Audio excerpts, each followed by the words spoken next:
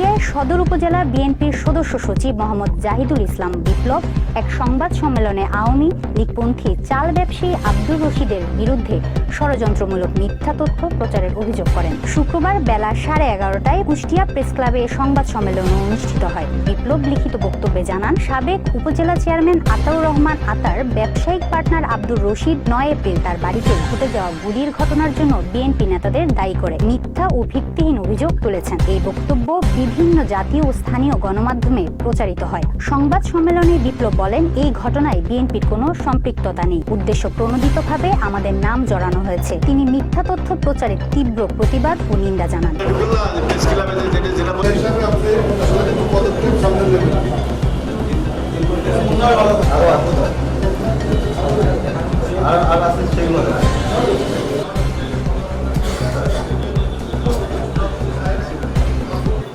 জীবিকার প্রয়োজনে কুটি ও ঝামেলামুক্ত কাজগুলোতে অংশ নিয়ে থাকি, অথচ আমাকে রাজনৈতিকভাবে বিতর্কিত করতে কুষ্টিয়া সদর উপজেলা পরিষদের সাবেক চেয়ারম্যান আতাউর রহমান আতার ব্যবসায়িক পার্টনার ও আওয়ামী লীগের দোসর চাল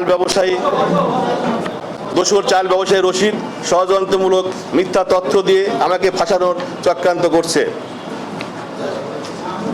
প্রিয় সাংবাদিক ভাইরা, গত 9 এপ্রিল দুপুরে কুষ্টিয়ায় ফ্যাসিস্ট আওয়ামী সরকারের দোসর চেক জালিয়াতি ও প্রতারণা মামলার আসামি Bangladesh auto major and husking mill মালিক সমিতির কেন্দ্রীয় সভাপতি চাল ব্যবসায়ী আব্দুর রশিদের কুষ্টিয়া শহরের গোশালা রোডের বাড়িতে কে বা কারা গুলিবর্ষণ করে।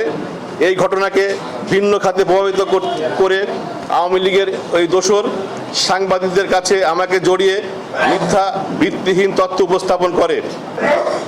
ওই দিন তিনি সাংবাদিকদের কাছে বক্তব্য দেন আইলচারা পশু হাটের টেন্ডারকে কেন্দ্র করে তার বাড়িতে হামলার ঘটনা ঘটেছে, অথচ আমি কিংবা আমার মামাতো ভাই মুন্না কেউ ওই ঘটনার হাটের দরপত্র ক্রয় করি নাই। আমরা কেউই ওই হাটে দরপত্র গ্রহণ করি নাই। সেখানে আমরা দরপত্রের অংশ নেয়নি, সেখানে আমাদের নাম, আমাদের প্রভাব বিস্তারের অভিযোগ আমার বিরুদ্ধে ষড়যন্ত্র ছাড়া আর কিছু নয় বলে আমি মনে করি।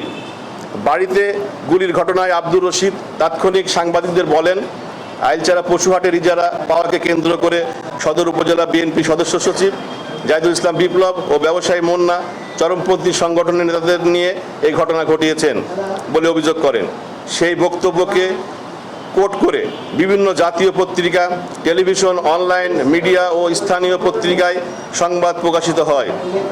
আব্দুর রশিদ প্রকাশিত ও প্রচারিত সংবাদে সাংবাদিকদের আরও বলেন, তিনি ও তার পরিবার দীর্ঘদিন ধরে চাল ব্যবসার পাশাপাশি হাট বাজার ইজারা নেওয়ার ঠিকাদারি করেন এবং একথা বলেন যে দীর্ঘদিন তার নিয়ন্ত্রণেই এই হাট বাজার পরিচালিত হতো। একথাও আপনারা শুনেছেন। কয়েকদিন আগে সদর উপজেলার আইলচারা পশুহাটের ইজারা পেয়েছেন তার ভাতিজা জিয়াদুজ্জামান জিকু। ওই ঘটনার দরপত্র কেনার পর থেকে চরমপন্থী সংগঠনের নেতা পরিচয় দিয়ে দরপত্র জমা না দিতে হুমকি দেওয়া হচ্ছিল। কয়েকদিন আগে প্রায় 1,62,00,000 টাকায় হাটের ইজারা পান তার ভাতিজা জিয়াদুজ্জামান। এতে ক্ষিপ্ত হয়ে ওই চরমপন্থী নেতা পরিচয় দিয়ে হুমকি দিয়ে বলেন, আইলচারা হাটের ইজারা প্রত্যাহার করে নিতে হবে, না হলে মেরে ফেলার হুমকি দেন ওই চরমপন্থী। আইলচারা পশুহাটের টেন্ডারে অংশ না নিতে চরমপন্থীরা আমাকেও হুমকি দিয়েছিল, এজন্য আমি টেন্ডারে অংশ নেয়নি। তাহলে এখন কেন আমার নাম আসছে? এলাকায় রশিদের সঙ্গে আমার রাজনৈতিক বিরোধ রয়েছে, এই জন্য আমাকে রাজনৈতিকভাবে হেয় করতে একটি ভিন্ন ইস্যুকে আমার ঘাড়ে চাপিয়ে তিনি রাজনৈতিক ফায়দা লুটতে চেষ্টা করছে।